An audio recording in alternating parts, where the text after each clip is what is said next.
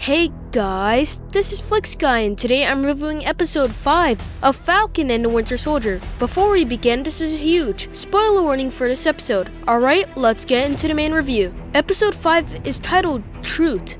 It begins off with John Walker trying to run away from the incident, but is followed by Sam and Bucky. Sam tells Walker to give him the shield, but Walker refuses and they fight for it. Walker destroys Sam's wings, but Sam and Bucky get the shield. Sam leaves his broken wingsuit with Torres and asks him to look for clues so they can find the Flag Smashers. Walker receives a discharge and is stripped of his role as Captain America. After that, Walker is approached by Contessa Valentina Allegra de Fontaine, who tells him that taking the serum and killing the Flag Smasher was the right thing to do, and she will contact him in the future. Bucky finds Zemo in Sokovia at a memorial. Bucky, instead of killing Zemo, hands him over to the Dora Milaje, who send him to the raft. Sam returns to Baltimore to visit Isaiah Bradley, who discusses his past and how he was imprisoned and tested on after rescuing fellow soldiers. Bradley also goes on to say that a black man will never be allowed to be Captain America. Sam returns to Louisiana and helps Sarah fix the boat, and after a few phone calls, locals help, as well as Bucky, who hands him a briefcase from the Wakandans.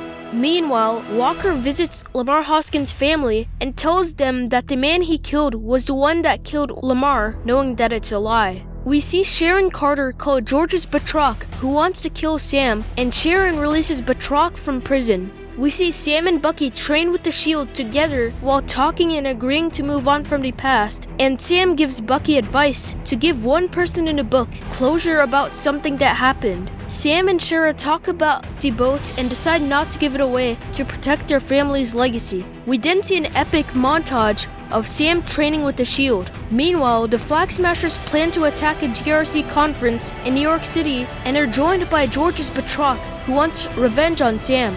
We also get an awesome look at how many Flag Smashers there are, with many chirps throughout New York City, similar to the ending of John Wick Chapter 2. We see the GRC Council discuss while being infiltrated by the Flag Smashers, who use one world, one people like the next Hail Hydra. The GRC meeting gets hacked and chaos ensues. We cut to Sam opening the Wakandan briefcase, and we don't see what's in there, but we all know it's gonna be Sam's Captain America suit. In a mid-credits scene, we see John Walker building a new shield using scrap metal. That's how this episode ended. Alright, so this episode was really solid. It takes its time to focus on the characters and their own personal struggles, such as Sam taking the mantle and also being a family man. Also, I love how they're setting up one world, one people to be the next Hail Hydra. Baron Zemo in this episode was great, and I like how he got sad when Bucky didn't kill him. A minor negative is that Contessa Valentina Allegra de Fontaine seems really out of place. Her acting sounds like it's from a goofy MCU movie, more in the style of WandaVision, than a serious action series like this one. However, I won't take away any points, mainly because it was a cameo appearance, so she wasn't on screen for that long. Sharon in this episode is really suspicious. Why would she help Sam and then free the guy who wants him dead? Now that she's working with the Flag Smashers, it's safe to assume that she is not the power broker. Speaking of which, who is the power broker? My personal favorite answer would be Norman Osborn or Wilson Fisk, but these do seem unlikely, especially in a Captain America series. But then again, we got Wakandans, so you never know.